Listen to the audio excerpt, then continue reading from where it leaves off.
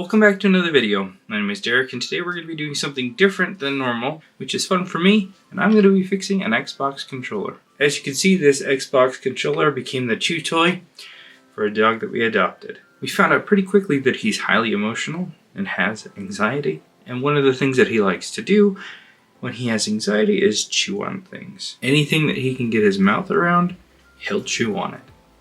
So today I'm going to be taking this and making a slight modification as we're going to turn this clear. Let's get started.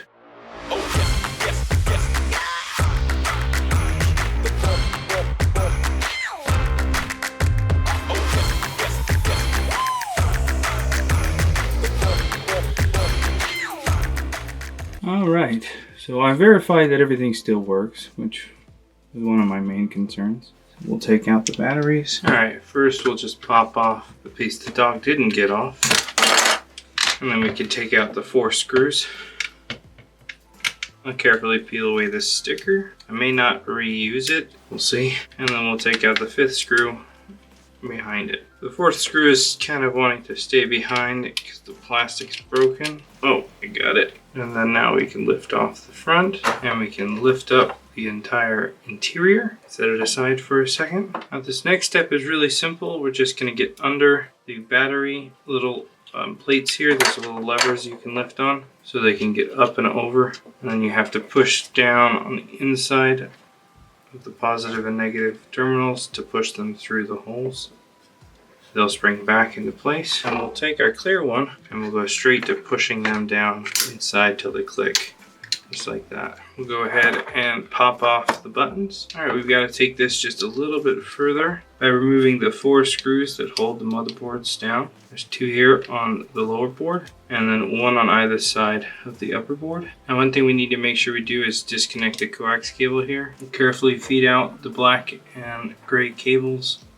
Go along the side. Carefully feed the black and gray cable around the front. Set aside the headphone jack. We'll unscrew the right and left triggers here. We'll pop off the top piece and off comes the buttons. Now we just have 4 more screws to remove here on the bottom board. And then we'll carefully pop out the motherboard there. And accidentally dump out all of the buttons. It's the way to go. Alright, down inside here there's a little latch. That way we can pop off this and install the clear one.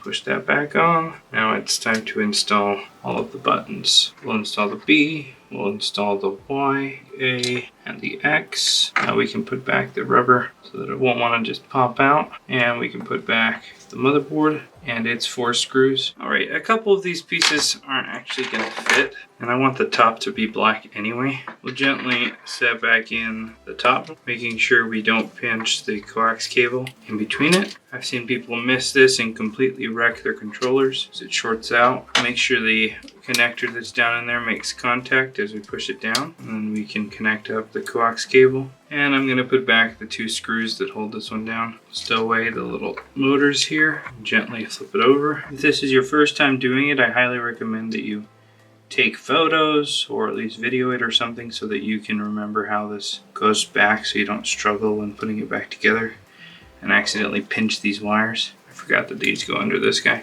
I made a silly mistake with this spring. It's supposed to go under the board here, so I'm having to actually take this back apart so that I can loosen these screws and get that spring under the board there. That's better. Now we can tighten this back down, put back the headphone jack, and then we'll flip this over, not pinch the coax cable, not misalign the headphone jack. Reconnect the coax cable and make sure everything's properly seated in there. Now we can put back the screws and we'll put back the 2 that are on the board here. Now let's flip this over and we've got to install the vibrators inside the buttons of the triggers. Slide over the back, and for the last 2 screws we'll go ahead and put those ones back. Alright, we'll go ahead and slap on our side pieces. They should just click in place like that, and the other one, and now we have everything good to go. Let's just go ahead and install our batteries and make sure it still lights up and turns on.